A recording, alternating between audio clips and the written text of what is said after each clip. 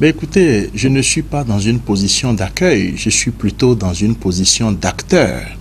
Contrairement donc au tintamarre que nous avons observé ces derniers temps sur les réseaux sociaux, où ça parle, ça reparle, vous savez très bien que le bruit ne fait pas du bien.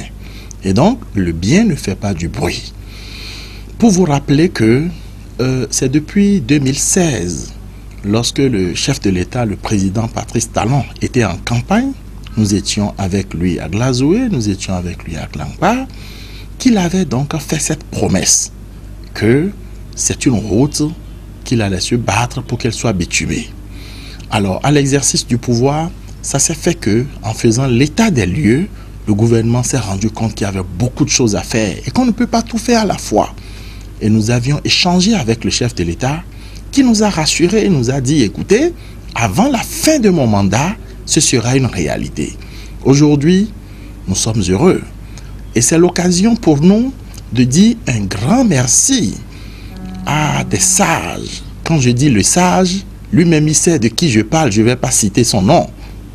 Pour lui dire merci pour le travail souterrain qu'il a réalisé. Bien évidemment, comme je l'ai dit tantôt, nous sommes acteurs. Et si vous vous rappelez, 2016, pendant que nous faisions cette campagne, ce n'était pas évident. Et là, aujourd'hui, grâce au chef de l'État, grâce au président Patrice Talon, cette promesse qui avait été faite aux populations de Glazoué est devenue une réalité. Et vous imaginez la joie du peuple de Glazoué, de toute cette population qui a attendu depuis les indépendances que le bitumage de cette route-là soit une réalité. Aujourd'hui, ça se passe sous le président Talon et nous ne pouvons que lui dire toute notre satisfaction. Mais c'est une satisfaction qui également est accompagnée de recommandations. Recommandations à l'endroit des entreprises qui sont passées la dernière fois, vous les avez vues. Ils sont venus faire un peu comme un check-up, un état des lieux, en vue donc de faire leurs propositions.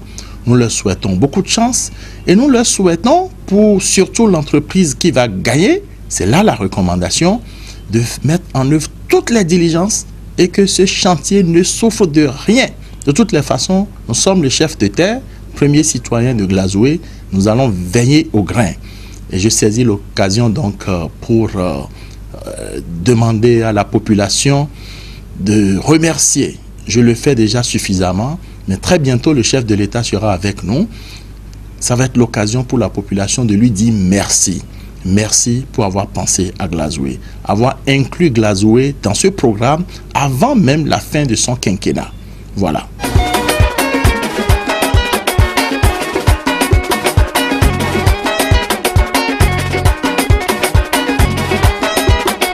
Ben écoutez, vous allez observer que de plus en plus aujourd'hui, les entreprises qui font les routes sont très professionnelles.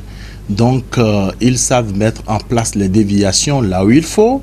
Là où ce n'est pas nécessaire de mettre une déviation, ils savent mettre en place une organisation de travail qui permet donc à la population, aux riverains, de circuler sans se faire beaucoup de soucis. Toutefois, nous allons demander donc à la population d'être tolérante, d'être patiente pendant cette période qui va démarrer bientôt et que donc elle facilite donc les travaux à cette entreprise qui va gagner ce marché et va nous faire donc ce très bel ouvrage dans notre commune Glazoué.